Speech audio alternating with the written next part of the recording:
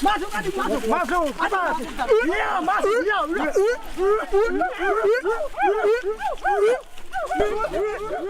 Kayu besi rawa sepanjang 17 meter ini disiapkan untuk membuat salib. Melihat panjangnya, timbul pertanyaan, siapakah yang akan disalib? Siapapun itu, pasti sesuatu yang lebih besar dari mereka. Tapi Frankie Woro, Casimilus Awe, dan warga suku Auyu di Papua Selatan ini tak akan melukai siapapun. Mereka memakai salib ini sebagai tanda perlawanan.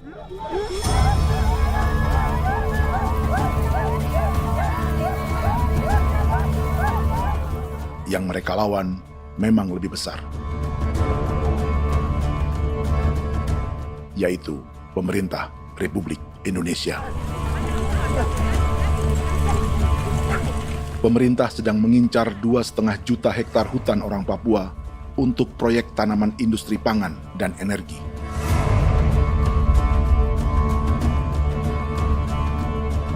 Ratusan kilometer dari salib orang-orang Auyu itu, orang Muyu sedang menyiapkan gerakannya sendiri. Tapi kali ini dalam bentuk sebuah pesta. Pesta yang disiapkan oleh marga Kimco Jinipjo selama 10 tahun.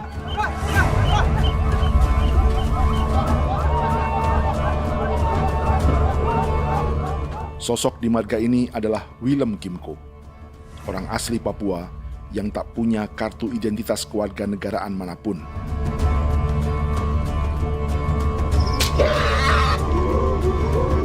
Pesta adat ini sudah cukup langka, tak hanya di Papua, bahkan di kawasan Pasifik dan peradaban Melanesia.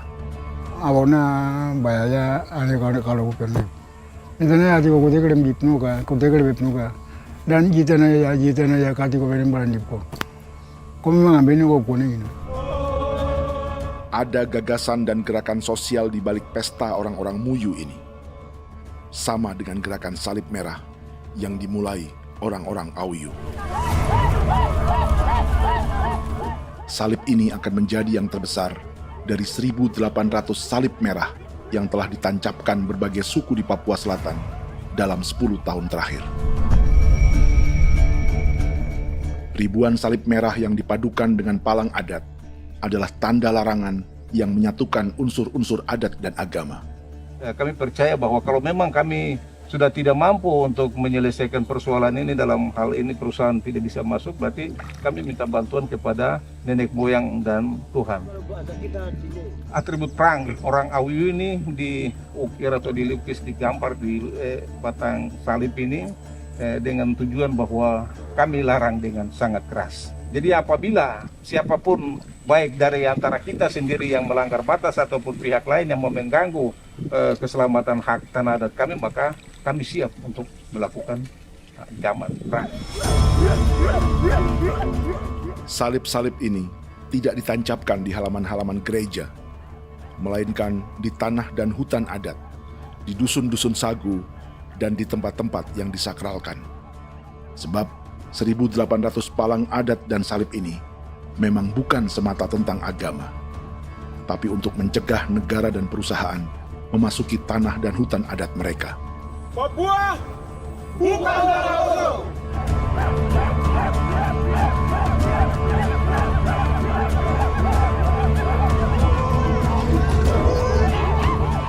Di zaman TikTok ini, kami ingin menceritakan semua ini lewat film yang pendek.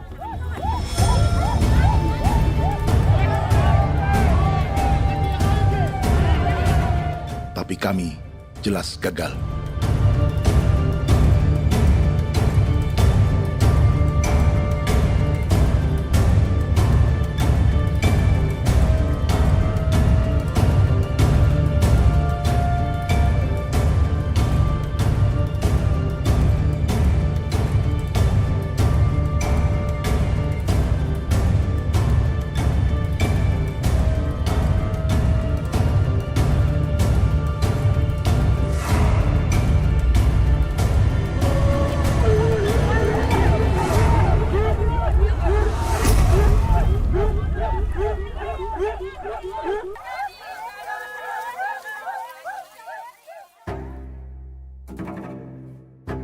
Di planet ini, ada 5 pemilik hutan hujan tropis terluas yang tersisa.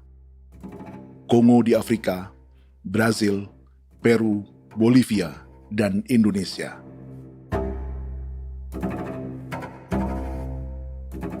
Di Indonesia, satu-satunya pulau yang hutannya masih terjaga adalah Papua, pulau terbesar kedua di dunia setelah Greenland. Lewat sejarah kolonialisme yang panjang, pulau ini kini dikuasai 2 negara. Bagian barat oleh Indonesia yang juga dikenal sebagai West Papua, dan bagian timur menjadi Papua Nugini. Dan tepat di perbatasan ini, di bagian Indonesia, sedang terjadi proyek pemusnahan hutan terbesar di dunia.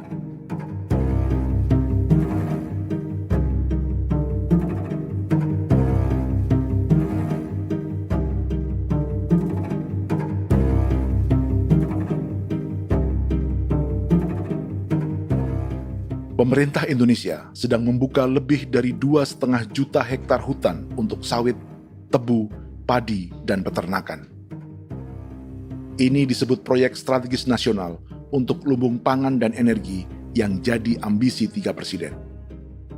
Bagian terbesar direncanakan untuk mencetak sawah seluas 1,3 juta hektar. Lalu bagian lain akan ditanami tebu seluas 560.000 hektar untuk gula dan bioetanol. Setiap liter bensin di Indonesia akan dicampur bioetanol 10% atau E10. Ada 10 perusahaan di proyek ini, dan semuanya dimiliki oleh 1 keluarga saja. Berikutnya, ada areal sawit seluas 400.000 hektar untuk biodiesel. Targetnya mencampur 50% solar dengan minyak sawit atau B50. Dan terakhir, pemerintah akan membuka peternakan seluas 380.000 hektar. Jadi, apa yang salah dengan proyek pangan dan energi ini? 5 orang Papua dalam film ini akan menjawabnya.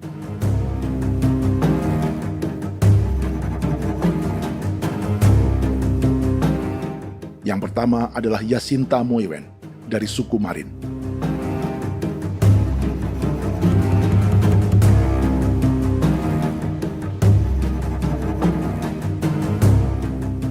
Yasinta dan warga di distrik Ilwayap di Merauke sudah menjadi korban. Hutan dan rawa sebagai sumber pangan dan ekonominya telah dihancurkan. Jalan sepanjang 135 km sedang dibuat, dan di kiri kanannya akan dicetak 1 juta hektar sawah. Mereka sulit menolak atau melawan. Salib sudah digeser, masih datang lagi dengan senjata mereka nih. Karena proyek ini juga dijaga tentara. Macam-macam senjatanya.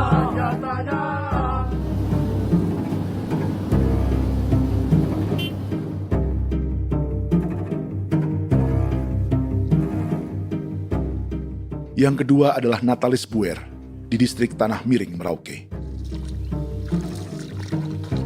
Petani milenial ini merasa ditelantarkan.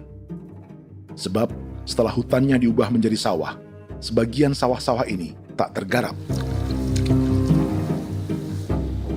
Orang asli Papua seperti Natalis tak punya modal untuk benih, pupuk, perawatan, hingga ongkos panen.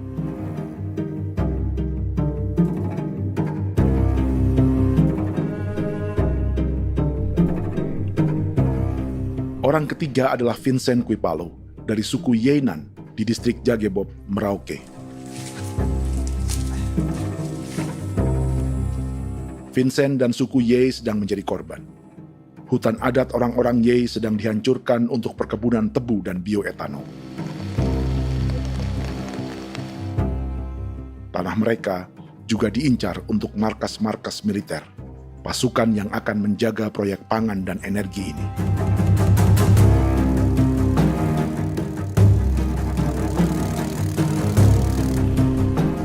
Yang keempat adalah Frankie Woro dari suku Auyu di distrik Fofi, Kabupaten Bovendigul. Hutan dan tanah mereka terancam perluasan perkebunan sawit untuk campuran biodiesel atau B50. Orang-orang dari suku Auyu ini adalah calon korban. Merekalah salah satu pelopor gerakan Palang Adat dan Salib Merah. Meski kadang berseberangan dengan gereja yang mereka anggap lebih mendukung pemerintah dan perusahaan.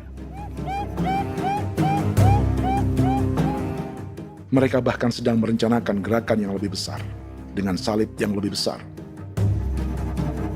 Tanah milik Somu Sobisiba itu bahwa tanah ini diciptakan oleh Tuhan dan memberikan warisan kepada kami. Kami ini hanya hak jaga.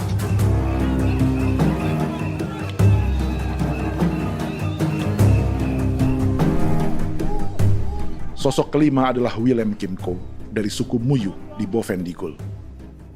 Tokoh adat dari Muyu ini hidup di garis belakang proyek negara, sehingga belum menjadi korban. Tapi mereka sedang bersiap menghadapi segala kemungkinan. Tinggal di belantara dan perbatasan membuat sebagian mereka tak punya status kewarganegaraan. Tapi mereka telah hidup jauh sebelum ada Indonesia atau Papua Nugini.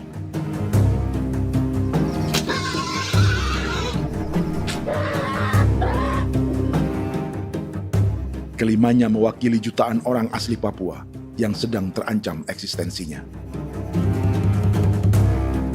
Jika kita merasa kepunahan peradaban Neanderthal di Eropa, Aztec dan Inca di Amerika, atau aborigin di Australia adalah sejarah masa lalu, film ini menceritakan bagaimana pemusnahan sebuah bangsa dan kepunahan sebuah peradaban sedang terjadi di masa hidup kita.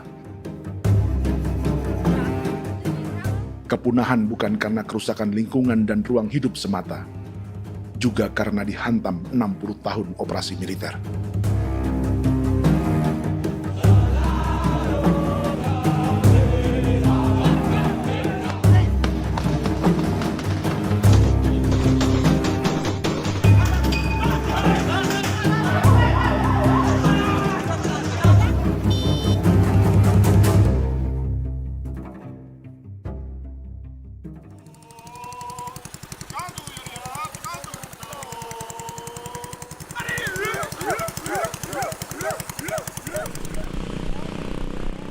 Frankie Woro dan orang-orang Auyu sedang berburu.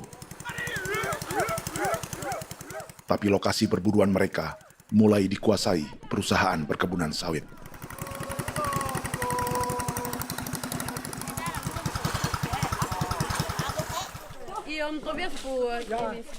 Kita akan menuju arah ke Inabusu. Di sana kami akan masuk di wilayah konsesi perusahaan PT Indo Asiana Lestari, dan di situ ya ada survei-survei mereka yang mereka pernah lakukan, tapi juga kami ada lakukan tanda-tanda saksi di sana.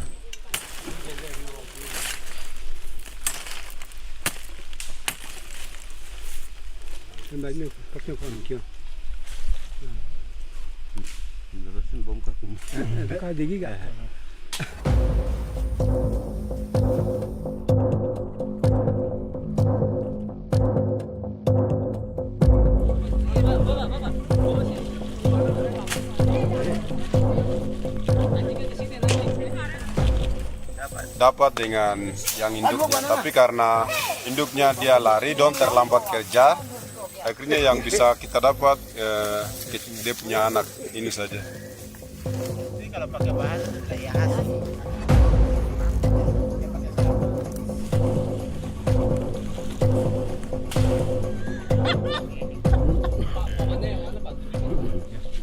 Pohon ini pohon bitanggur, dia punya kayu ini kita biasa gunakan untuk kerja perahu, dan juga kulit depu getanya itu kita pakai untuk kerja ini, panah-panah ini lem, jadikan lem ini, panah-panah. Hutan ini adalah supermarket bagi suku Auyu. Juga lumbung pangan atau bank untuk menyimpan deposito kekayaan alam. Hutan juga tempat yang penuh dengan sejarah suku, situs budaya, dan tempat-tempat sakral.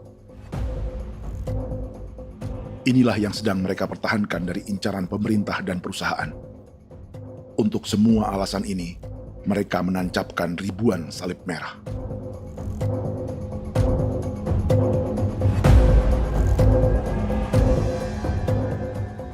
Tapi dari kampung, warga suku Auyu memberi kabar pada Frankie tentang intimidasi oleh aparat negara agar mereka melepas tanah ke perusahaan sawit dan berhenti memasang palang adat dan salib merah.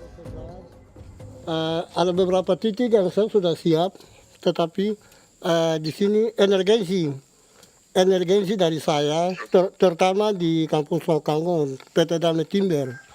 Dia mengganggu saya dengan menggunakan kekerasan maupun pihak hukum.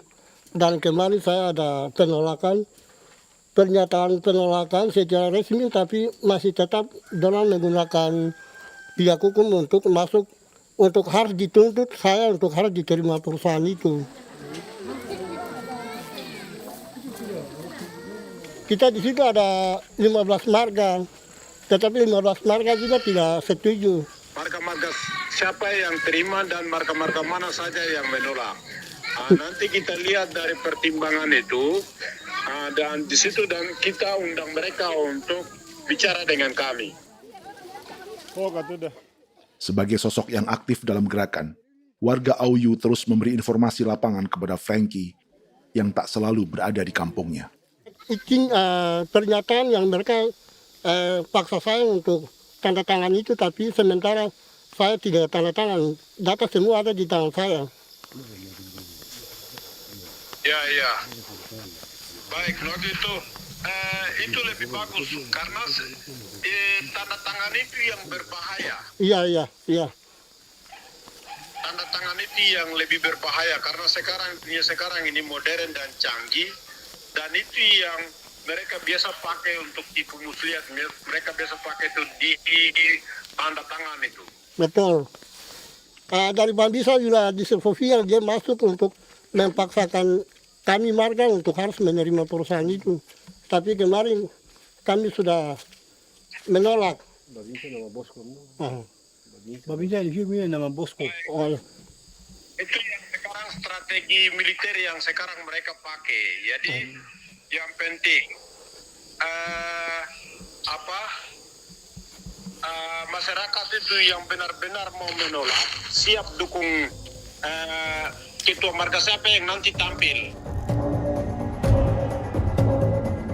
Ini adalah peta konsesi sawit untuk biodiesel dalam proyek strategis nasional. Dan di distrik Fofi inilah orang-orang Auyu hidup dari sungai dan hutan. Tapi Frankie di Bovendigul masih lebih beruntung. Setidaknya dibandingkan Yasinta Mowien di Merauke yang sudah kehilangan hutan dan rawanya.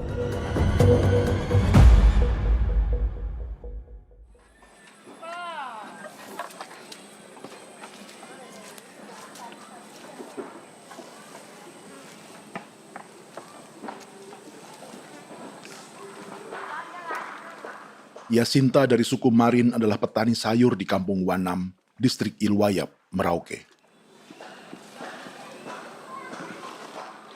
Memanfaatkan lahan yang ada, ia berkebun dan menjual hasilnya ke pasar kampung. Ini ekonomi warga di Wanam untuk menghasilkan uang, lalu memberi barang kebutuhan yang tak bisa mereka produksi sendiri. Tapi kehidupan sebenarnya ditopang oleh ekosistem hutan dan rawa. Inilah sumber pangan utama dan peradaban mereka.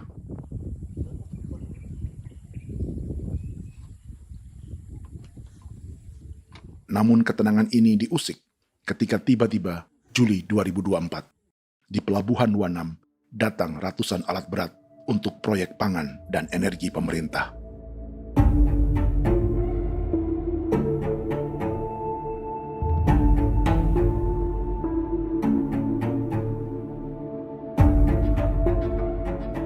Kami masyarakat setempat kami tidak tahu. Kami kaget pagi-pagi kapal sudah ada di pelabuhan kami.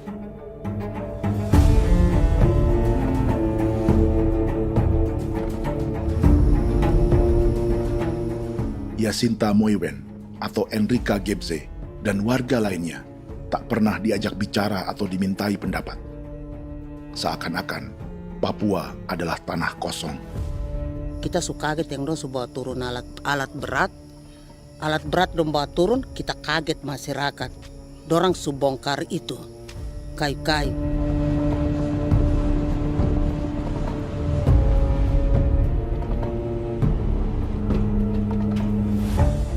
Bersamaan dengan alat-alat berat itu, juga berdatangan tentara Indonesia untuk mengawal proyek pembukaan hutan milik Jacinta.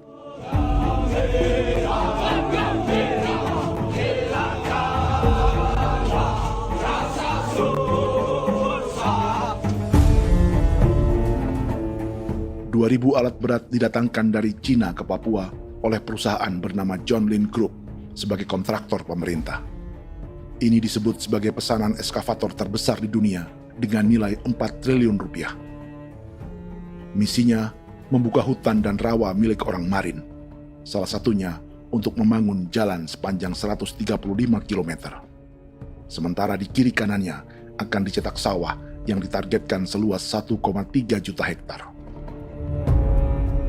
Jalan berupa garis lurus ini bukan rute tradisional ekonomi masyarakat. Jalan ini akan menghubungkan kawasan perkebunan sawit dan tebu di sebelah timur, juga untuk mobilisasi pasukan militer. John Lin Group adalah perusahaan yang dimiliki Andi Samsudin Arsyad atau yang dikenal dengan Haji Isam. Sebagian orang mengenalnya sebagai pengusaha yang hobi balapan mobil.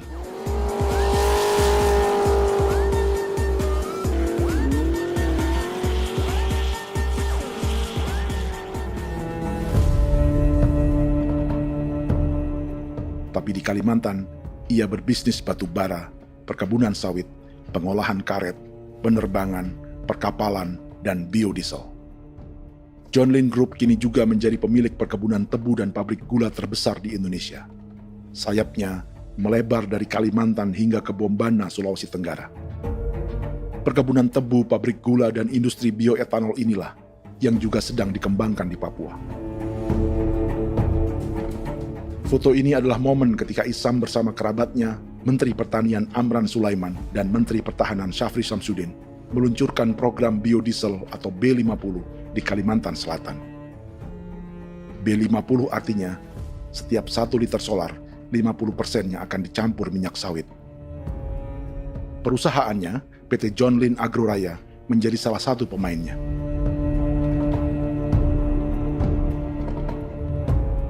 Sepanjang tahun 2025, saham PT John Lin Agroraya pernah naik hingga 700%.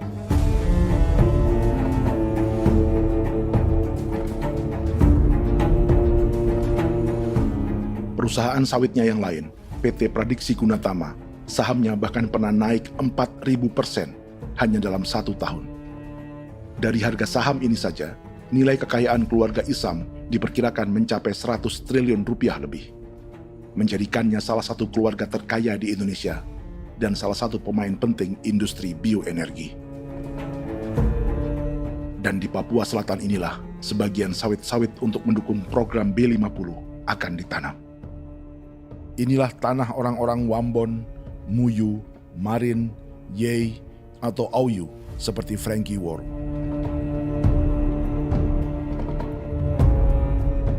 Haji Isam pernah menjadi tim kampanye nasional Presiden Joko Widodo dalam pemilu 2019 saat melawan Prabowo. Bintang Mahaputra Utama diberikan kepada Saudara Andi Syamsuddin Arsyad. Beliau berjasa luar biasa dalam mendorong pertumbuhan ekonomi daerah maupun nasional. Setelah menjadi presiden, Prabowo memberi gelar kehormatan Bintang Mahaputra Utama pada Isam.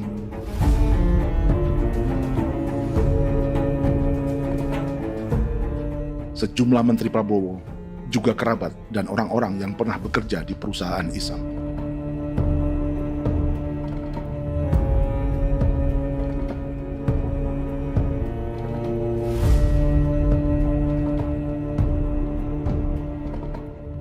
Lawan sebesar inilah yang sedang dihadapi Jacinta di kampung Wanam, Merauke. Atau petani perempuan lain seperti Enrika Gebze. Jadi alam kita ini sudah rusak. Jadi kita itu biasa jalan dari sini tuh harus pasang jerat di situ, harus cari makan di situ lagi. Itu tempat-tempat itu pasang-pasang jerat, tempat babi, rusa, sekarang sudah tidak ada lagi.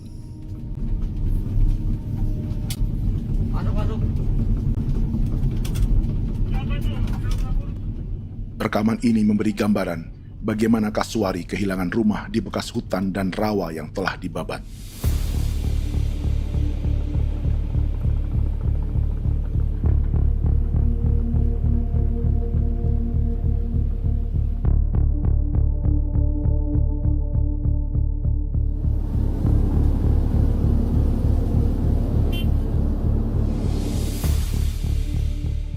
Keterlibatan tentara dalam proyek pangan dan energi di Papua memakai dalih bahwa ancaman terhadap negara kini tak hanya perang secara militer, tapi juga melalui pangan dan energi. Kementerian Pertahanan pun terlibat karena proyek ini dianggap operasi militer selain perang. Jadi tugas kamu adalah menjaga sumber cadangan pangan nasional. Macam-macam senjatanya, Proyek ini menambah panjang alasan mempertahankan kehadiran tentara di Papua dalam 60 tahun terakhir. Saat ini, jumlah tentara Indonesia di Papua mencapai 56.000 personel, atau ada 1 tentara untuk setiap 100 orang Papua. Bandingkan dengan rata-rata nasional, di mana hanya ada 1 tentara untuk 696 penduduk Indonesia. Itu belum termasuk polisi.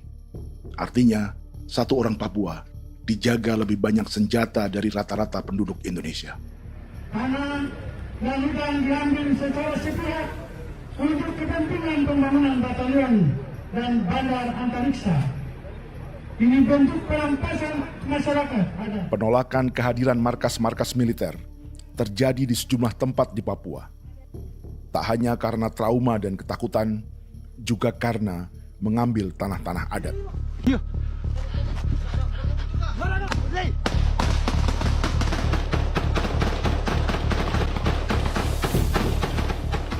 Salah satu alasan mengapa militer terus ditambah di Papua, karena masih ada perlawanan dari Organisasi Papua Merdeka atau OPM selama 50 tahun terakhir.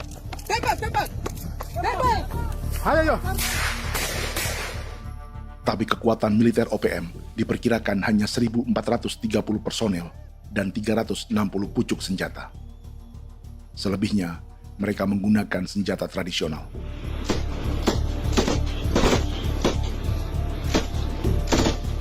Dengan demikian, kekuatan tentara dan polisi di Papua 58 kali lebih besar dari gerilyawan Organisasi Papua Merdeka.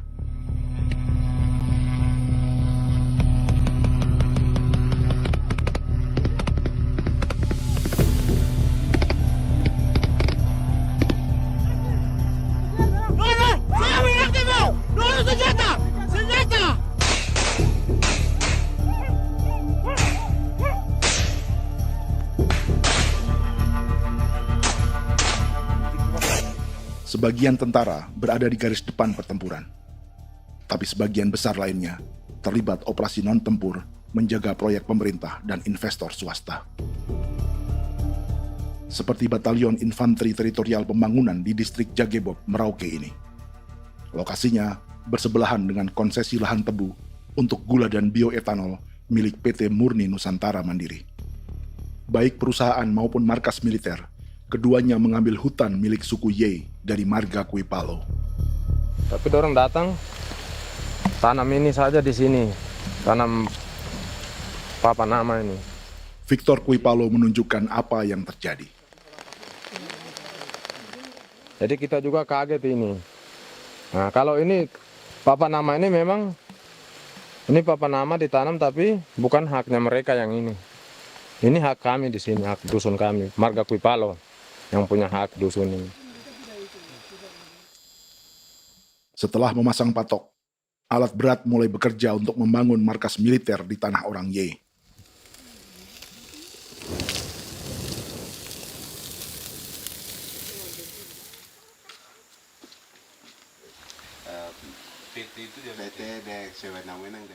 Kehadiran markas militer mengkhawatirkan warga yang pernah mengalami trauma. Takut kenapa? Kalau macam yang awal macam sekarang Bu Kampung hidup ini kan aman. Terus kenapa harus didirikan korem di sini? Bukankah dengan adanya korem semakin aman, ada tentara di sini? Kalau untuk kampung kayaknya tidak bisa aman kalau ada tentara, paling masyarakat dipukul itu ini. Kalau kampung hidup begini malah saya sejahtera dan saya punya masyarakat. Apa pernah ada pengalaman buruk sebelumnya dengan tentara di daerah sini? Ada yang cerita waktu pos-pos di sini tuh di 13, 12 itu zaman katanya Patimura. Memang kasihan. Malah kita punya orang ini yang dianiaya betul, dipukul. Disuruh kerja bakti tidak mau atau lama mencari, namanya kita pangkur sagu itu butuh waktu 1 minggu. Kalau lama begitu ya paling diseret apa pukul itu.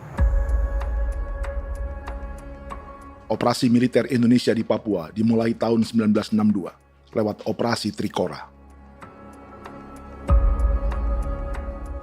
Tapi perlawanan bersenjata pertama di Papua baru dilakukan tahun 1965 di Manokwari. Nanti tanggal 1 Mei jam 12.30 pemerintahan di Irian Barat mutlak akan jatuh di tangan.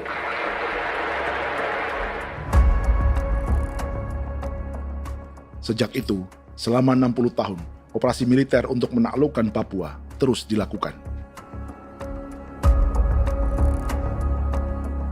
Salah satu operasi militer paling berdarah adalah Operasi Wibawa untuk memenangkan Indonesia dalam jajak pendapat tahun 1969.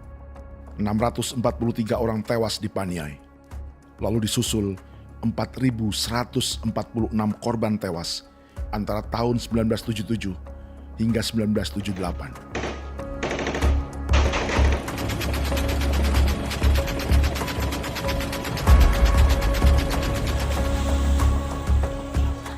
Operasi militer ini menimbulkan gelombang pengungsian hingga kini.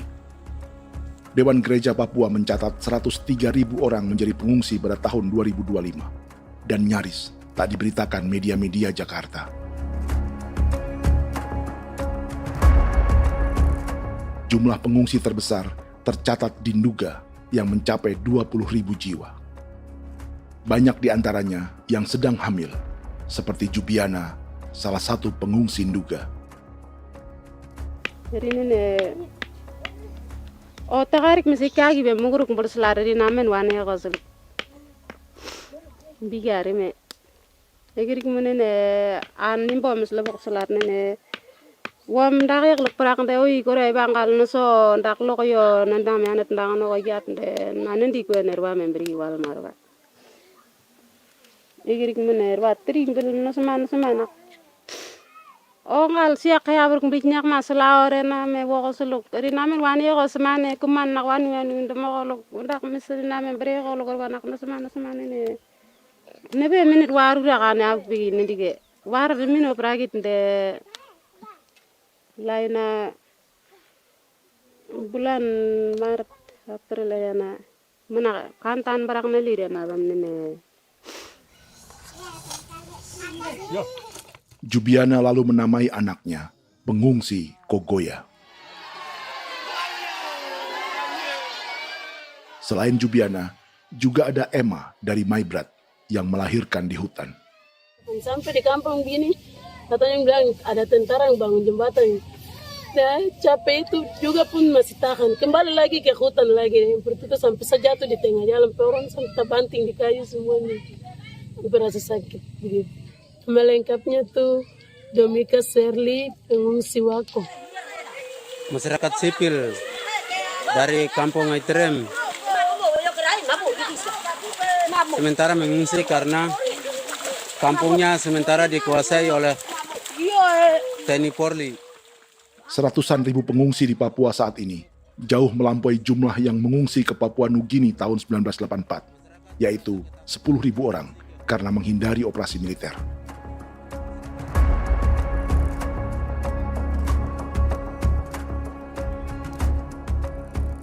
Bersamaan dengan operasi militer, eksploitasi sumber daya alam Papua juga dilakukan sejak masuknya tambang emas dan tembaga Freeport pada tahun 1967.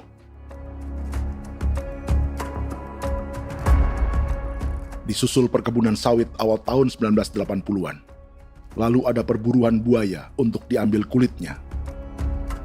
Sebelumnya, ada eksploitasi gas alam di Teluk Bintuni, pencarian besar-besaran kayu gaharu, atau pembukaan hutan tanaman industri.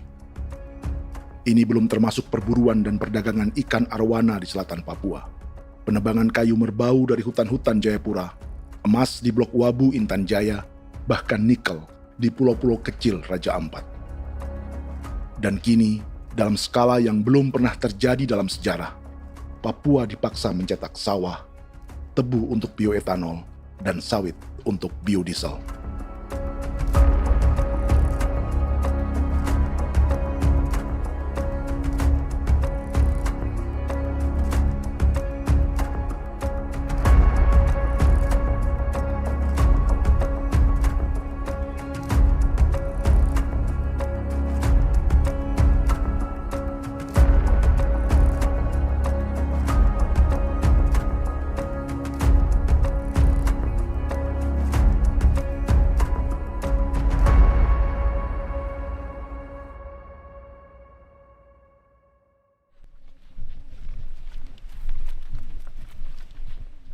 Inilah yang sedang menimpa keluarga Vincent dan Victor Kuipalo di Merauke. Hutan mereka diambil untuk markas militer dan industri perkebunan, PT Murni Nusantara Mandiri. 1 dari 10 perusahaan yang diberi konsesi untuk menanam tebu dan memproduksi gula serta bioetanol seluas 52.000 hektar.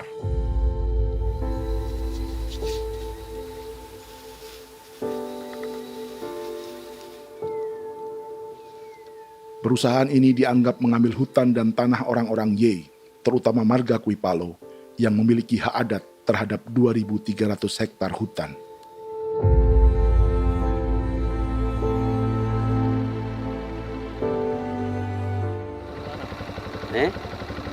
Tentara? Tentara. Oh iya, tentara.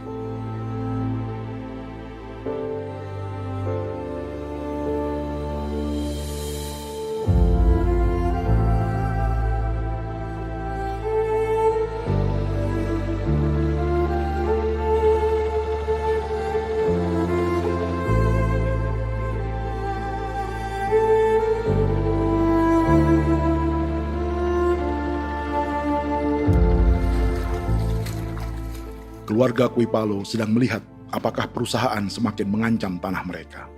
Dan kekhawatiran itu terbukti. Iya, makanya tadi saya bilang ini dari sini saja dekat ini sudah masuk di dalam ujung lapang ini.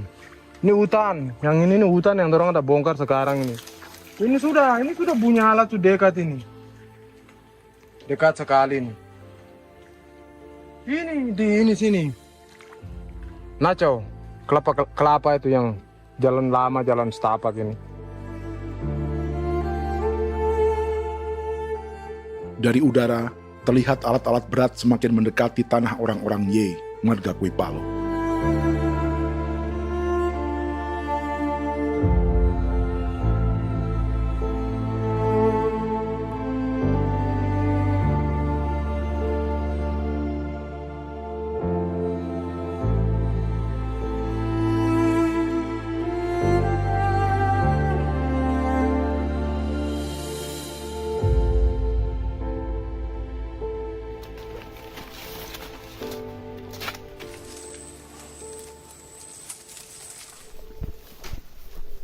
Keesokan harinya, Victor dan kerabatnya memberi tanda cat merah di pohon-pohon yang berada di batas tanah mereka.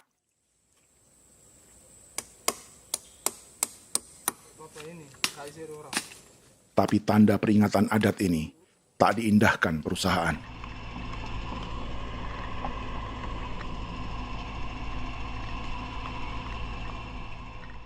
Dua bulan kemudian, perusahaan tetap memasuki tanah marga Kuipalo. Sama-sama. Kami manusia, kau lihat. Tapi sudah sakit hati sekali saya kasih tahu adik. Ini sama baik ini kalau pikiran berubah lagi hari ini. Kami juga punya tangan, hanya beda rambut. Mister itu juga. Woi,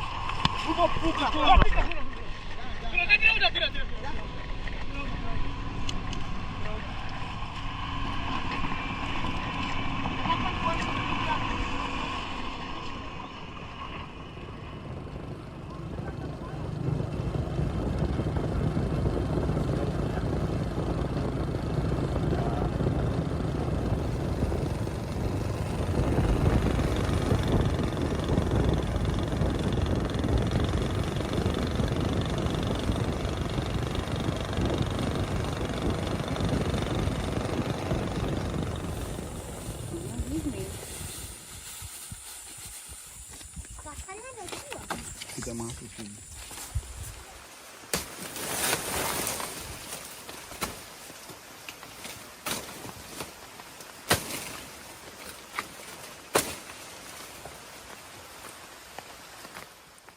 Jadi ya untuk itu seperti saya katakan tadi, apakah lebih baik kita tidak usah ada kah atau bagaimana, kita pisahkan, pisahkan dari negara ini kah?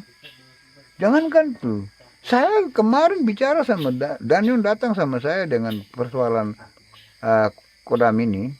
Saya bilang, Pak Daniel, kalau lebih baik saya ngungsi ke Papua Nugini. Dia bilang, aduh Bapak jangan begitu. Ya memang, kalau tidak bisa menghargai kami, lebih baik pilihan yang itu yang saya memilih. Lebih baik saya pindah dari sini. Saya mengungsi ke Papua Nugini, di negara tetangga. Masih di laut. Apa?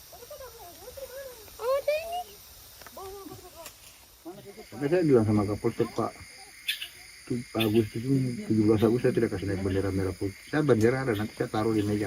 Bendera saya ada. Karena saya punya pikiran percuma kita ini merasa bahwa kita hidup di bawah naungan merah putih. Ternyata merah putih tidak lindungi kami. Tidak anggap kami sebagai kami rakyatnya. Dia lambang negara. Dan kami menghargai lambang negara itu. Ternyata lambang negara ini, kita bernaung di bawah lambang negara ini, kita tidak dilindungi. Hak kita tidak dihargai.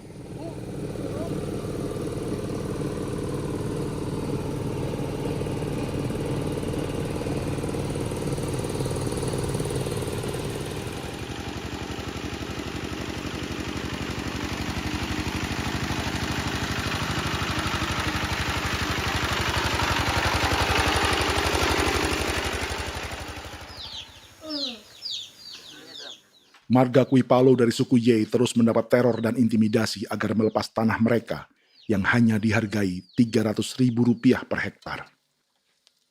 Tapi mereka tidak berjualan tanah. Makanya mama itu tidak suka untuk lepas tanah. Untuk apa? Baru di dalam hutan itu ada obat-obat tradisi. Itu sudah Kalau macam ada sayur juga, kita ambil sayur yang dia tumbuh sendiri.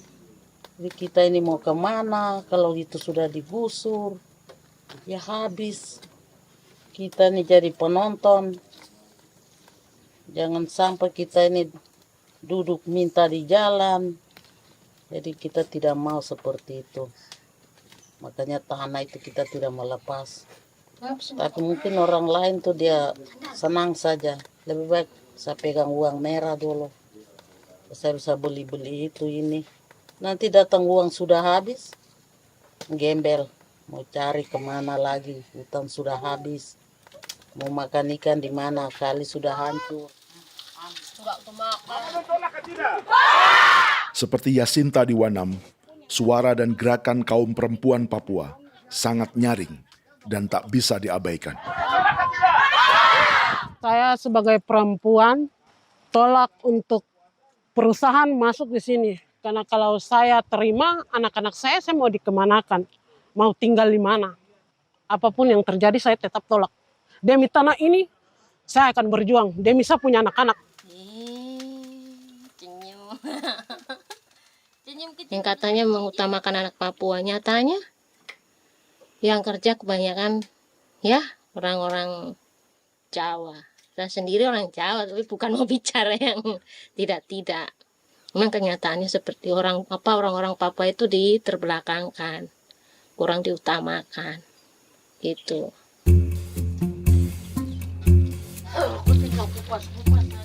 Proyek food estate seperti mencetak sawah bukannya tak diikuti warga Papua.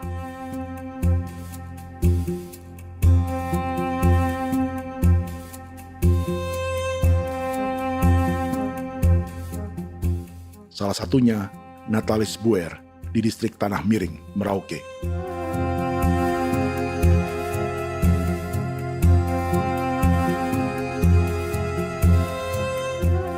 Setelah menghabisi hutan, pemerintah Indonesia mencetak sawah untuk tanaman padi karena beras mulai menjadi makanan pokok menggantikan sagu. Sebagian besar penggarapnya adalah warga transmigran yang datang sejak era 1980-an. Bahkan petani transmigran sudah ada sejak Belanda membuka proyek padi kumbe di distrik Kurik. Lokasi yang sering jadi langganan pejabat Indonesia memamerkan sawah di Papua. Tapi Natalis juga ingin belajar menanam padi atau bersawah. Namun ia kesulitan karena dibutuhkan modal untuk benih, pupuk, hingga pemeliharaan dan panen. Lalu sawah-sawah ini pun mulai dikuasai pendatang.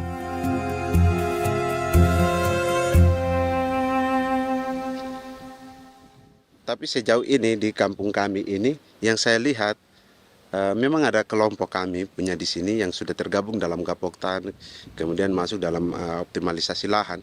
Tapi menurut saya anak asli yang punya lahan di sini. Mereka tidak punya.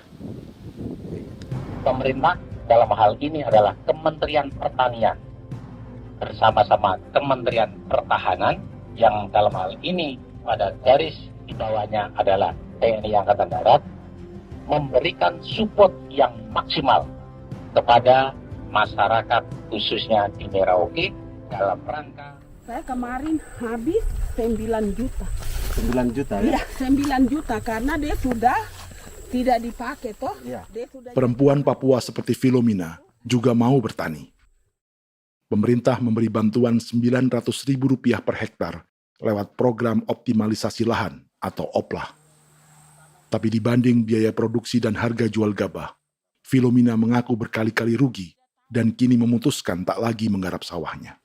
Terus kita harus cari uang untuk kombe. Betul. Karung kita beli. Karung beri sendiri lagi. Tenda kita beli. Ini dari yang offline ini don tidak siapkan. Tidak ada. Tidak ada ya, jadi mama don sendiri. Itu yang saya ada bilang, 900.000. Itu modal untuk kerja sawah ini. Mulai dari kerja sampai nanti panen. Panen. Wih, ngeri sekali. Iya, lucu toh? Tidak dapat itu. Betul, Mam. Kalau disuruh tanam ubi berhektar-hektar, mari datang. Kita tahu cara rawatnya bagaimana, iya. Tanamnya bagaimana, tanam model bagaimana supaya hasilnya model begitu. Kita tahu. Kalau yang ini kan kita baru belajar. Sebagian hutan milik warga Senayu di Merauke sudah dibuka untuk sawah dan kebun tebu oleh PT Global Papua Abadi. Proyek pertanian ini dikerjakan oleh Kodim Merauke. Mereka melepas sebagian tanah karena ingin belajar bertani. Saya punya nenek moyang tidak ajar saya tanam padi. Tapi saya mau berubah. Generasi saya yang berikut ini besok lusa tidak bisa makan pisang, sagu. Namun program optimalisasi lahan yang dijanjikan dengan berbagai bantuan tak dirasakan Filomina. Obat rumput beli, obat padi beli, jonder kita bayar, bahkan bibit masih kurang, cari bibit lagi beli. Jadi saya memang kalau program pemerintah saya sama sekali saya tidak suka. Baku tipu saya.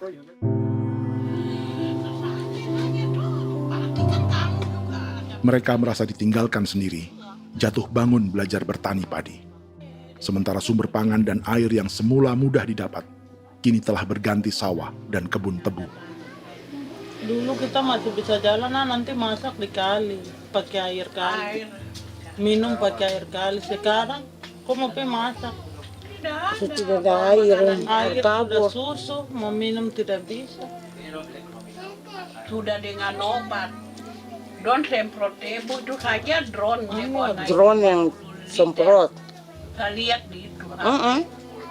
Jadi kita bukan drone yang terbang di atas untuk disemprot. Iya, dia semprot tuh. Dong lempar pupuk di bawah ya dia mengalir ke kali. Mengalir ke kali, ke rawa-rawa.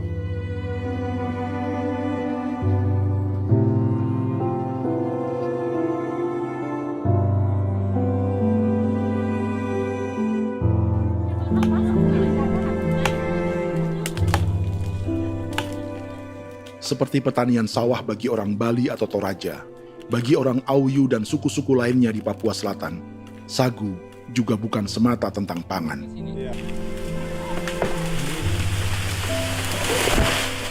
Bagi orang Auyu dan Marin, sagu adalah kerabat, sosok orang tua, sosok nenek moyang yang harus dijaga dan dilindungi.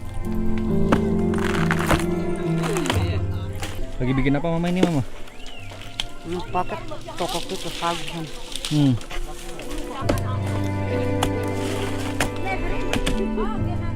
Itu orang tua kami, orang tua nenek moyang kami yang korban dirinya kemudian menjadi pohon sagu untuk kebutuhan hidup kami. Kami diingatkan oleh leluhur, sagu itu tidak boleh digusur dan tidak boleh diganggu dengan cara apapun, dan di dalam rangka kepentingan apapun tidak boleh. Kamu harus bela, bahkan sampai nyawa pun harus menjadi taruhan demi membela keselamatan keberadaan sagu di atas tanah ini.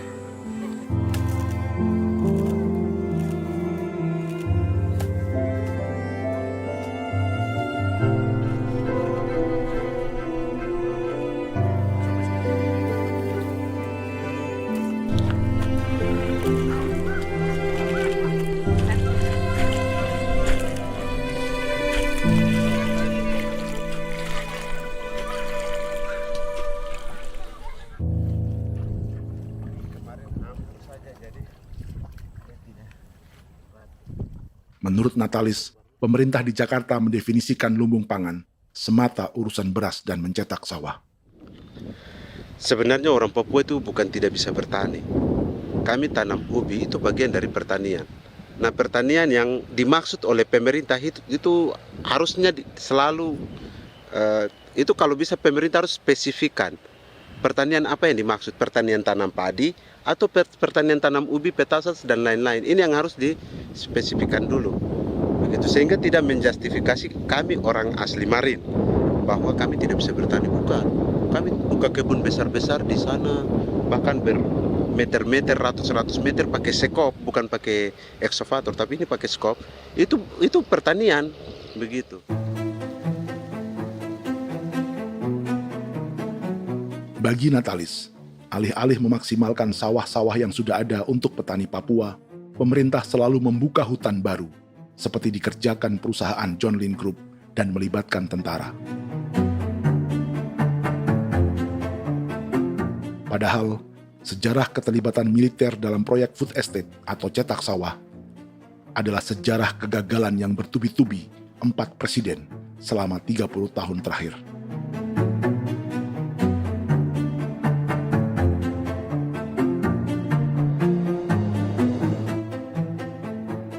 Papua bukan yang pertama menjadi proyek lumbung pangan yang melibatkan tentara.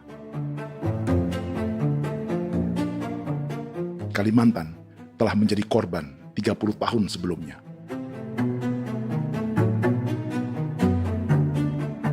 Ini adalah bekas hutan yang sudah dibuka di Pulang Pisau, Kalimantan Tengah. Tahun 1996, di era Presiden Jenderal Soeharto, ia menghabisi 1 juta hutan di lahan gambut untuk mencetak sawah demi memenuhi ambisi swasembada beras, bukan swasembada pangan. Hutan tropis Kalimantan dihabisi dalam skala yang belum pernah terjadi dalam sejarah. Di bawah rezim militeristik, tak ada yang berani melawan keinginan Soeharto, termasuk orang Dayak seperti Kuneng. Nggak bisa dihalangi itu. Nggak boleh dihalangi. Ya kalau ada kata-kata aja menghalangi, sudah kita diseret ke kepolisian dulu. Atau bisa langsung di PKI-kan. Iya, di PKI-kan gitulah. Jadi kita tuh nggak berani apa-apa dulu tuh. Ya. Apa maunya aja. Misal bilangnya A. Setahun setelah pengundulan hutan skala besar itu, tahun 1997, untuk pertama kalinya Kalimantan mengalami kebakaran lahan dan kabut asap terbesar dalam sejarah.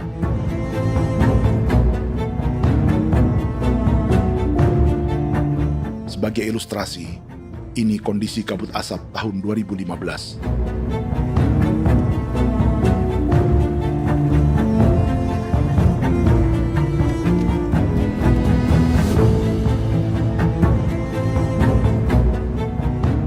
Proyek 1 juta hektar sawah Jenderal Soeharto itu gagal. Bendungan dan saluran irigasi mangkrak hingga kini.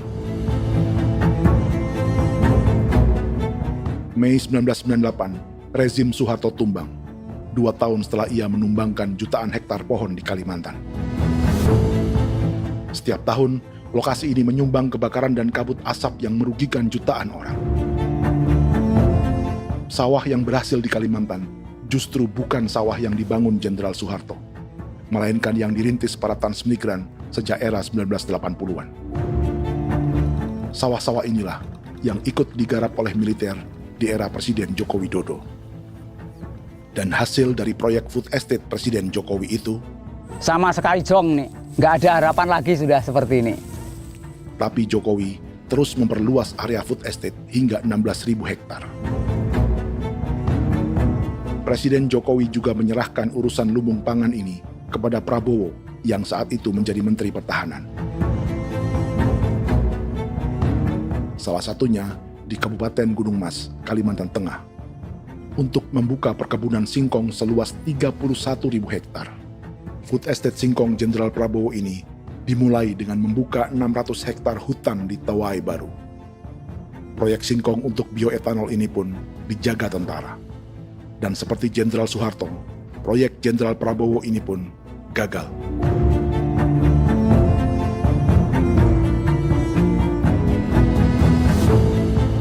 Dengan reputasi ini, Joko Widodo dan Prabowo justru sedang membuka 2,5 juta hektar di Papua.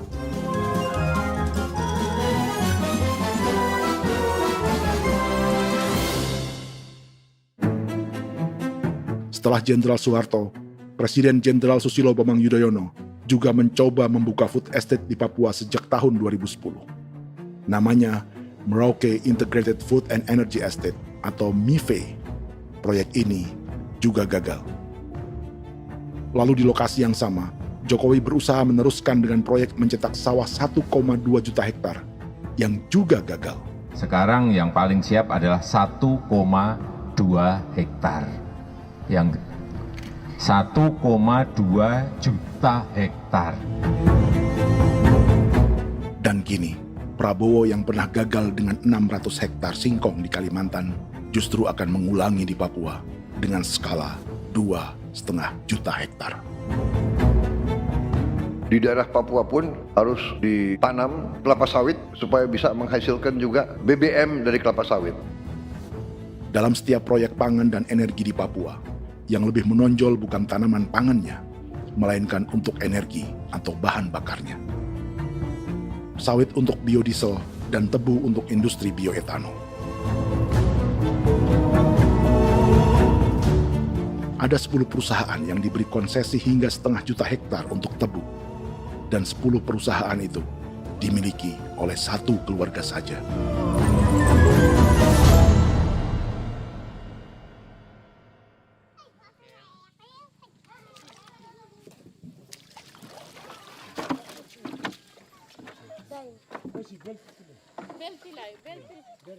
Para perempuan Auyu di Bovendigul akan berangkat memancing. Priska Beni membantu menyiapkan perahu.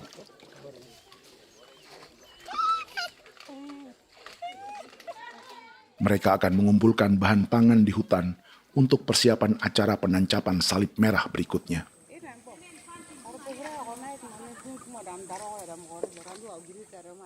Priska sudah mengambil posisi memancing.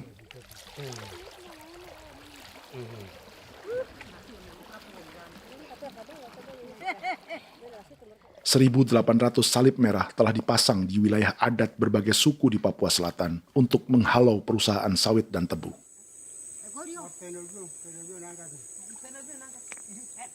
Maria Tebung yang paling muda datang membawa hasil. 2 ekor ikan gastor alias gabus toraja. Sebagai generasi Z, pendidikannya sampai sekolah dasar. Di perusahaan perkebunan seperti sawit atau tebu, ijazah SD hanya bisa menjadi buruh kasar. Tapi ia tak tertarik. Karena kita hidup itu dari alam, kita pancing, juga di darat, bawa anjing, terus bikin pagar sagu, dapat babi, bawa baru kita makan. Jadi kita tidak mau perusahaan masuk. Sementara Priska Beni masih mencari peruntungan. Tapi baginya, menjadi nelayan di Sungai Fofi masih lebih baik daripada bekerja 9 tahun di perkebunan sawit. Sudah pengalaman, jadi kita tidak mau lagi. Seberapa lama ketika kerja itu? Selama di sana. 9 tahun di sana. 9 tahun? Saya baru pulang dari perusahaan. Selama 9 tahun kerja di sawit, bisa punya rumah kah? Atau Tidak. motor kah? Tidak. Johnson kah? Tidak. Cuma makan saja. Pendapatan juga kan tidak lebih. Habis dimakan.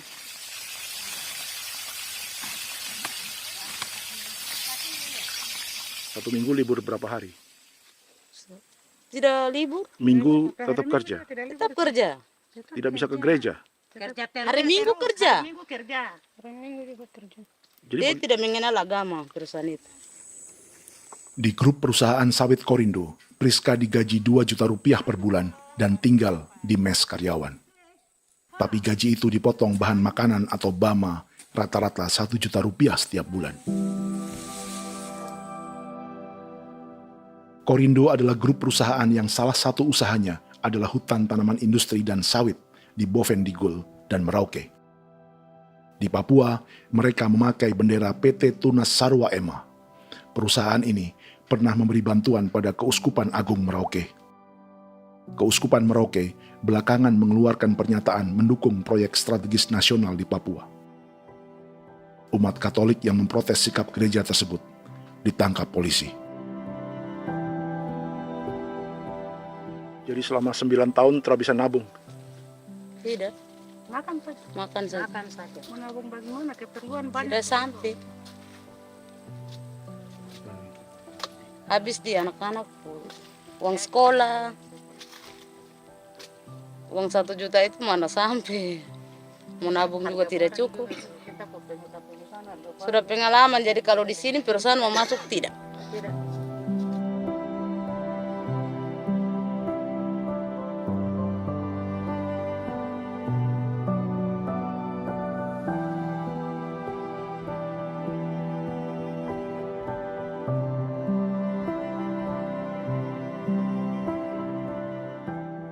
Dan menu makan siang seperti ini agaknya sulit bagi buruh sawit atau tebu yang digaji 2 juta rupiah per bulan. Generasi Z seperti Maria Tebung atau generasi milenial seperti Priska Beni punya matematika ekonominya sendiri. Sawit untuk biodiesel atau tebu untuk bioetanol tak akan ada bedanya bagi mereka.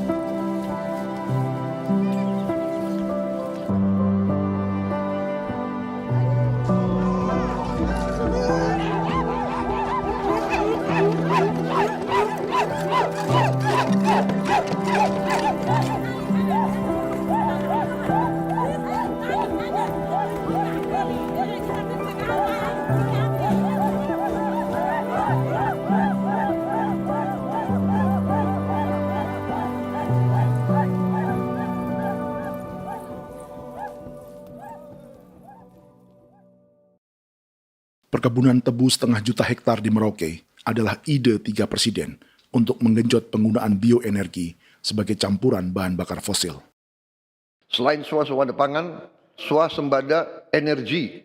Di daerah Papua pun harus ditanam kelapa sawit supaya bisa menghasilkan juga BBM dari kelapa sawit. Juga tebu menghasilkan etanol. Singkong, kasava juga untuk menghasilkan etanol. Bioetanol adalah bahan bakar nabati atau tumbuhan yang dapat dicampur dengan bensin. Sama dengan program biodiesel yang mencampur solar dengan minyak sawit.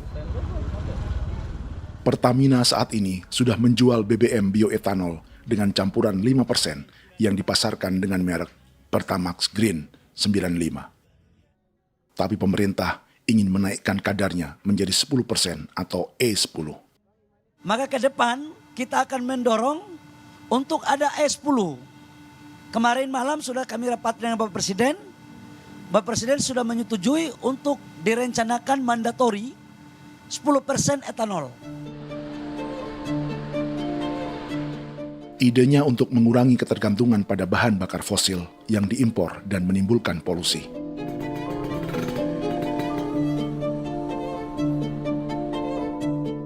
Tapi bioetanol bukannya tak mengorbankan lingkungan, hutan, rawa, dan manusia. Karena program E10 membutuhkan 7,3 miliar liter bioetanol, maka lahan yang dibuka untuk menanam tebu bisa mencapai 1,3 juta hektar. Sementara saat ini, luas perkebunan tebu di Indonesia hanya 500 sampai 600 ribu hektar. Artinya, butuh lahan baru hingga 800 ribu hektar untuk menanam tebu. Dan 500 ribu hektar diantaranya sedang dibuka di Papua. Hutan yang tadinya untuk menumbuhkan pangan berubah jadi tanaman untuk bahan bakar di jalanan. Kecepatan pulihnya hutan beradu dengan jumlah dan kecepatan kendaraan di jalanan.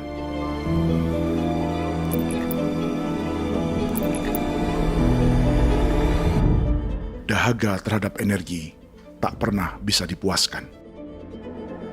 Setelah minyak sawit untuk biodiesel, dunia kini merambah singkong, jagung, dan tebu untuk bioetanol. Benua Amerika, Eropa, sebagian Afrika, hingga separuh Asia kini mulai memakai bioetanol sebagai campuran bahan bakar.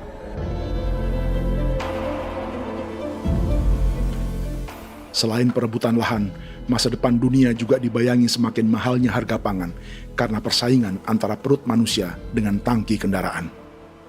Ini adalah lokasi perkebunan tebu dan bioetanol PT Murni Nusantara Mandiri yang mengancam tanah Vincent Quipalo dan orang-orang Ye di Merauke.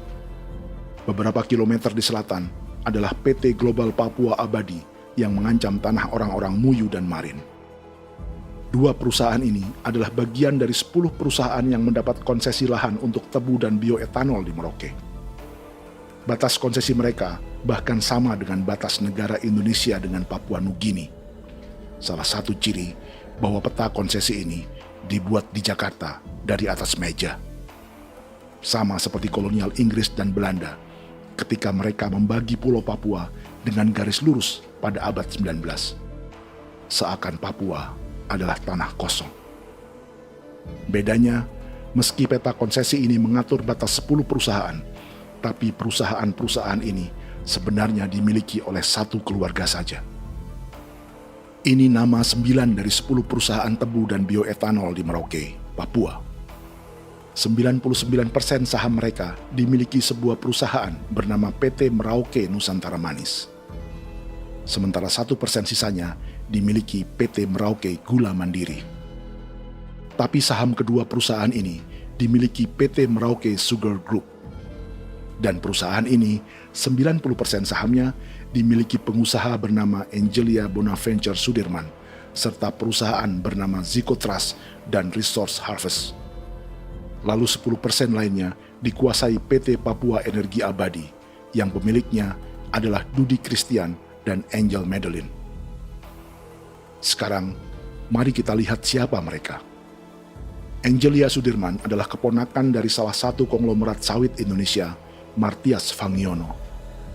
9 perusahaan di Papua ini berada di bawah bendera Merauke Sugar Group. Dan Merauke Sugar Group hanya satu dari 7 grup perusahaan milik keluarga Fangiono.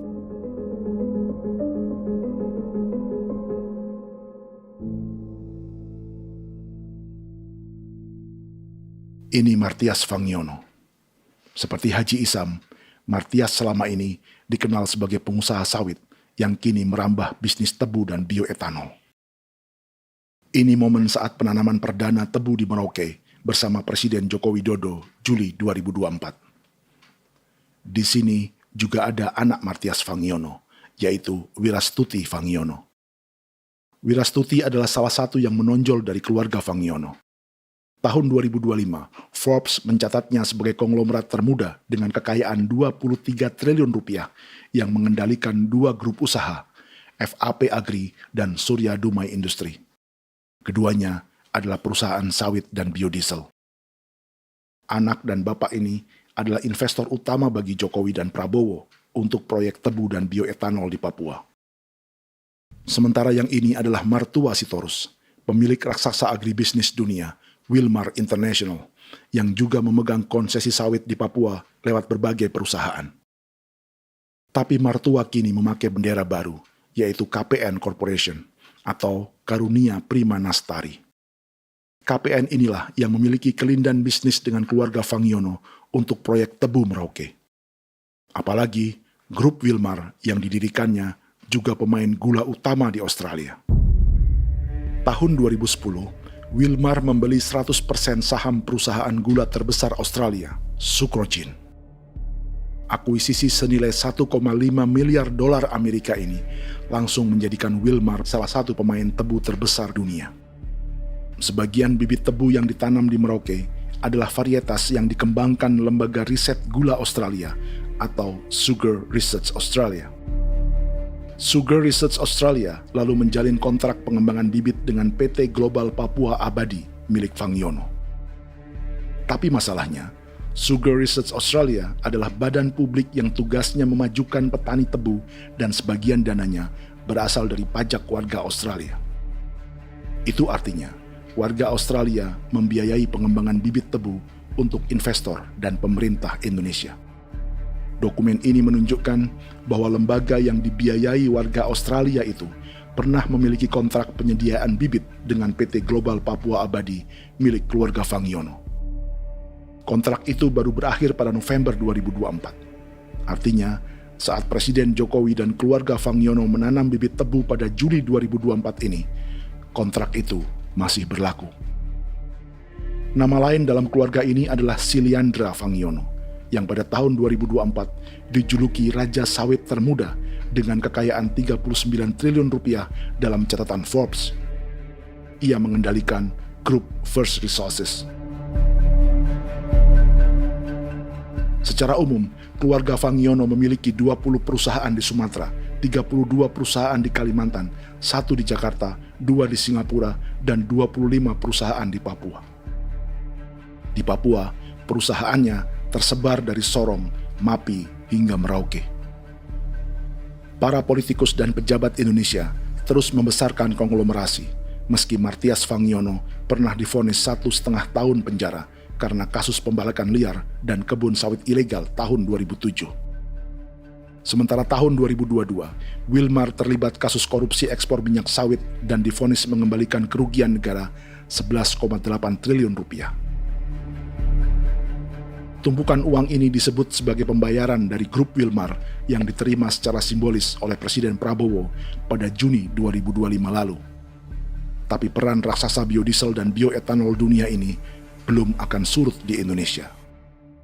Bahkan sebaliknya. Sebuah dokumen presentasi bisnis dari Wilmar International Limited pada tahun 2010 ini bisa menjadi petunjuk. Presentasi ini bagian dari proses pembelian 100% saham raksasa tebu Australia, Sucrogin.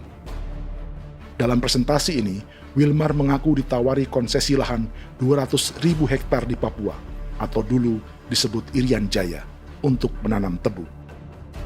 Dengan penerbangan hanya 2,5 jam dari kantor Sucrogin di kota Townsville ke Merauke, Wilmar akan mengawinkan bisnis gula dan bioetanolnya menjadi pemain dunia. Dan lokasi yang diincar oleh Wilmar adalah distrik Ilwayap di Merauke, kampung halaman Yasinta Moiwen. Dan persis disinilah 14 tahun kemudian ribuan eskavator John Lynn Group milik Haji Isam mulai membuka hutan sebagai kontraktor pemerintah. Presentasi dan gagasan ini dibuat oleh Wilmar pada Juli tahun 2010. Sebulan kemudian, Agustus 2010, pemerintah Presiden Susilo Bambang Yudhoyono meluncurkan proyek Lumbung Pangan dan Energi Merauke atau Merauke Integrated Food and Energy Estate. Targetnya membuka lahan 1 juta hektar dalam 5 klaster yang masing-masing 200.000 hektar. Angka yang sama dengan presentasi Wilmar. 5 tahun kemudian, 2015, giliran Presiden Joko Widodo yang mau melanjutkan proyek pangan dan energi 1,2 juta hektar. Menjelang pensiun sebagai presiden, Jokowi kembali menggencarkan proyek ini dan melibatkan Prabowo sebagai Menteri Pertahanan. Jokowi lalu mendukung Prabowo sebagai presiden berpasangan dengan anaknya, Gibran Rakabuming Raka sebagai wakil presiden. Kini, setelah menjadi presiden, giliran Prabowo yang melanjutkan proyek bioetanol dan biodiesel dengan memobilisasi militer dan melibatkan pejabat-pejabat yang juga para elit partai koalisinya.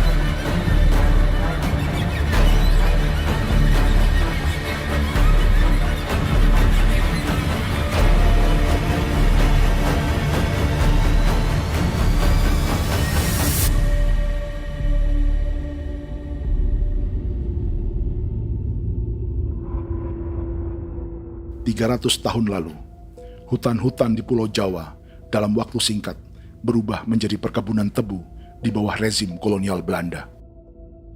Orang Jawa menjadi buruh dan petaninya dipaksa menanam tebu. Dari kolonialisme dan politik tanam paksa itu, Belanda memperkaya negara dan para investornya.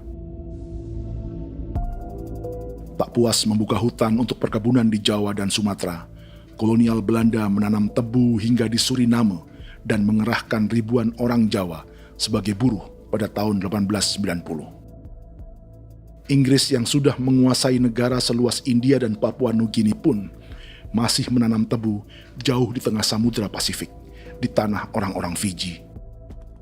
Lalu memindahkan puluhan ribu orang India menjadi buruh di sana. 200 tahun sebelumnya, ratusan ribu orang Afrika bahkan diperbudak untuk bekerja di perkebunan-perkebunan tebu Spanyol dari selatan Eropa hingga Karibia, Kuba, atau Jamaika. Jika dulu tebu menjadi gula atau emas putih, kini cerita kolonialisme tebu berlanjut di Papua untuk bahan bakar nabati atau bioetanol. Dan seperti semua cerita tentang kolonialisme, akan ada yang berpesta dan ada yang membayar. Dalam setiap cerita pesta kolonialisme, baik di Jawa, Karibia, atau di Papua, selalu melibatkan para elit lokal, dari pejabat, perwira, hingga agamawan. Tapi dalam setiap kolonialisme, juga selalu ada cerita tentang mereka yang mempertahankan diri dan melawan.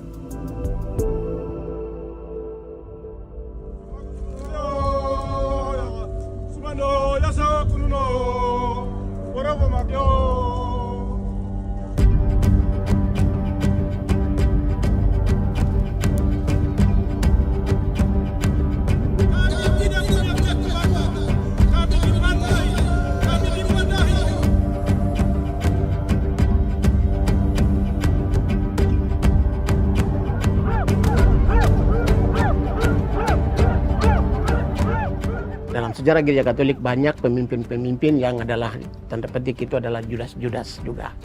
Jadi itu sudah pasti karena itu adalah manusia. Satu sisi sebagai manusia dalam perjalanan digoda, apalagi ada dalam posisi-posisi jabatan, ya mungkin banyak tawaran-tawaran lain, lalu disitulah terjadi pergeseran keberpihakannya kepada misi gereja tadi itu untuk umat, untuk mereka yang tertindas.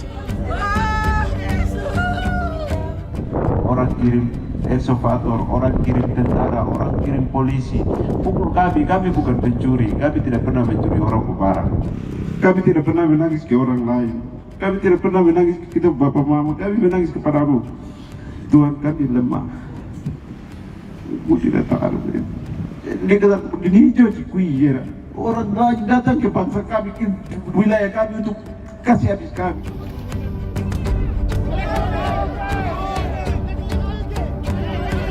Ya Hakimam Dehi, Ya Hakimam Dehi, Bono Ya Hadigul Dehi, Bono Ya Hadigul Dehi.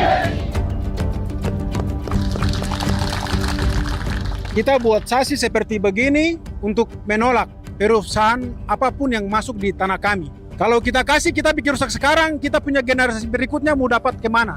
Jadi kita nyatakan sikap di sore hari ini, kami tolak.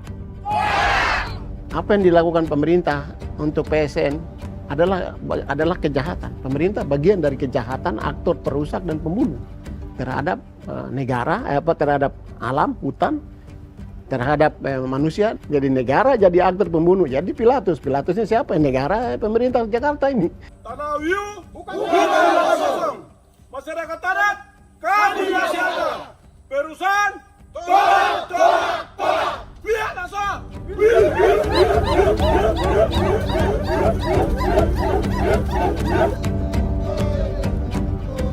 Jika tanah adat dan hutan adat hilang, kami mau hidup di mana? Maka di sini saya mau bilang, negara jangan tipu-tipu kami lagi.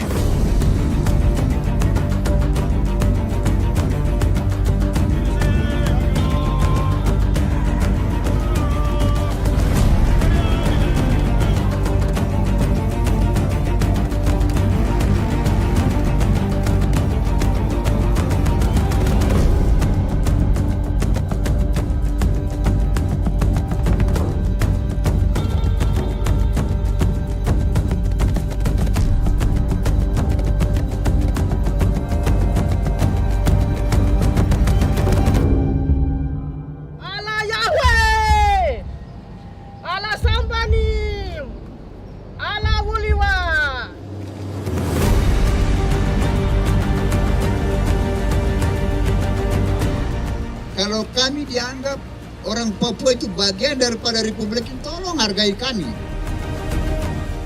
Dengan adanya PSN, PT John Hindruk yang sudah menerobos tanah kami dan hutan kami, merusak alam kami.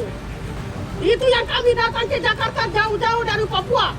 Kami mau bersuara kepada Bapak Presiden Prabowo Subianto, di mana keadilan untuk masyarakat Papua.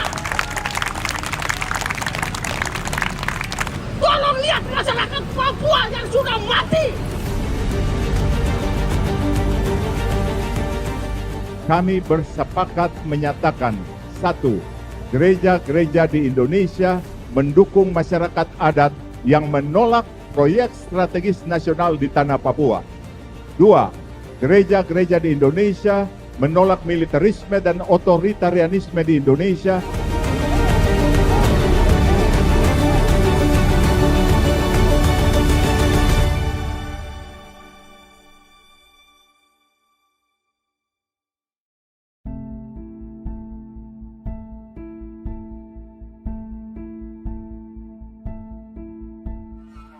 Kita sering merasa banyak hal buruk sudah jadi cerita sejarah.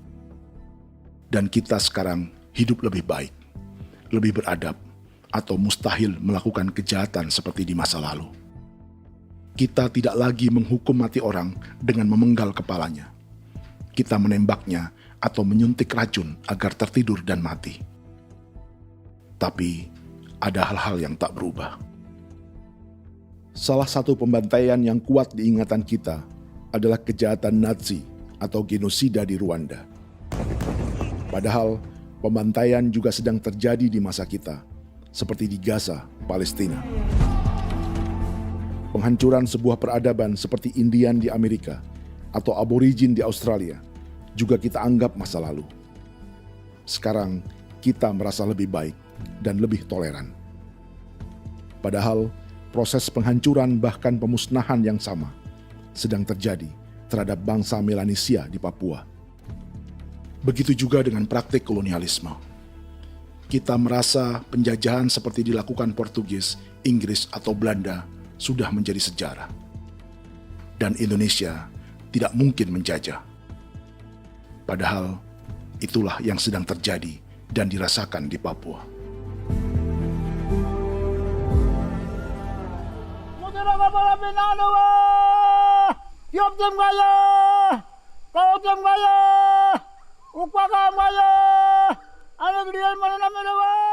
Jalannya sejarah ini disadari Willem Kimco di pedalaman Bovendigol, Papua. Hidup terpencil dan tak tersentuh urusan negara bukan berarti selalu aman.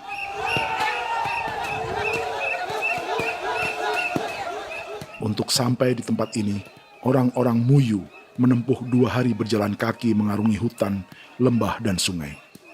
Termasuk mereka yang datang dari perbatasan Papua Nugini. Mereka berkumpul untuk memenuhi undangan pesta adat yang disebut Awon Atatbon atau Pesta Babi. Yang mengundang adalah marga Kimco Jinipjo. Yang dituakan di marga ini adalah Willem Kimco. Ia tak punya kartu tanda penduduk dan kewarganegaraan manapun, baik Indonesia atau Papua Nugini. Tahun 1984, 10.000 orang Papua, terutama suku Muyu, mengungsi ke Papua Nugini untuk menghindari operasi militer Indonesia, termasuk Willem Kimco.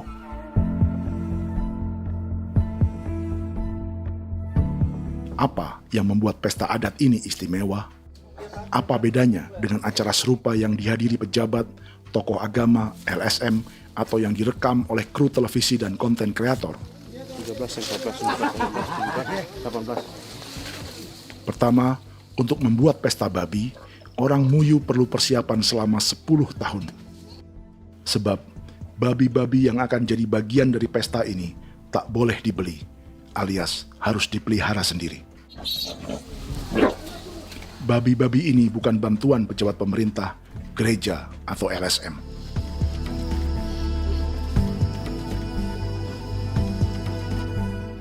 Yang kedua, babi-babi ini tidak dipelihara di kandang. Jadi punya nama babi ini kah? Harimau. Harimau? Harimau. Dia kulit dengan ini bulu di harimau, macam harimau begitu yang kasih nama harimau.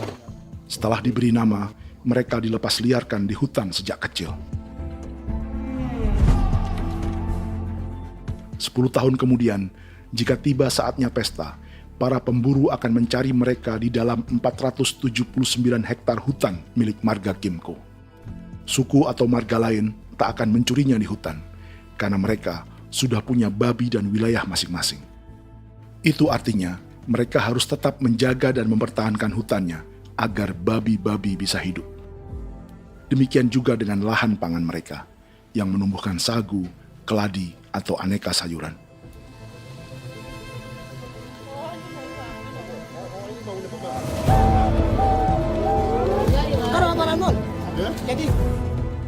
Yang ketiga, dalam Awon Atatbon atau pesta babi, binatang ini tidak dimakan secara gratis. Setiap marga atau klan dalam suku Muyu akan membayar jerih payah tuan rumah menjaga hutan dan memelihara babi.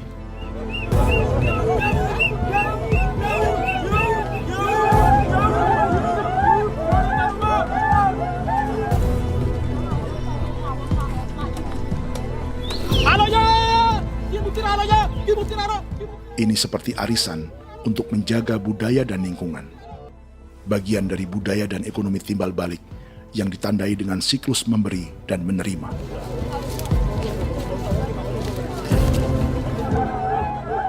Ini juga cara orang Muyu membangun dan memperluas aliansi.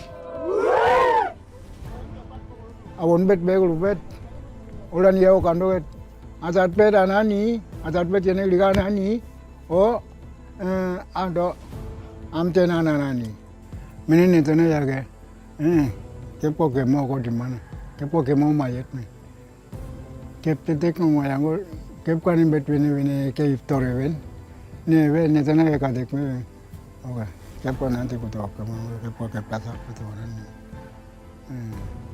kon kene man gini wane wanjo koko kati bolon ya bengo koko kuning bolon ya. Jika Willem Kimco dan marganya bisa menjaga hutan dan wilayahnya, marga lain ikut diuntungkan sebagai sebuah ekosistem. Demikian juga sebaliknya. Alasan keempat, mengapa pesta babi ini memiliki tempat khusus dalam peradaban orang Muyu, karena Willem Kimco khawatir peradaban mereka akan punah, menyusul ancaman terhadap ekosistem dan hutan. Setiap marga atau klan harus mengkonsolidasi diri dan membangun aliansi.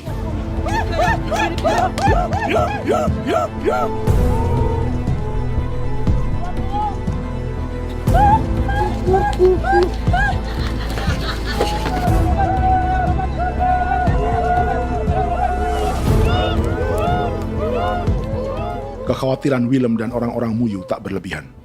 Ruang hidup mereka bersinggungan dengan proyek bioetanol dan biodiesel pemerintah Indonesia. Mereka juga tahu apa yang telah dan sedang menimpa suku lain seperti Auyu di Bovendikul atau Yainan dan Marin Anim di Merauke.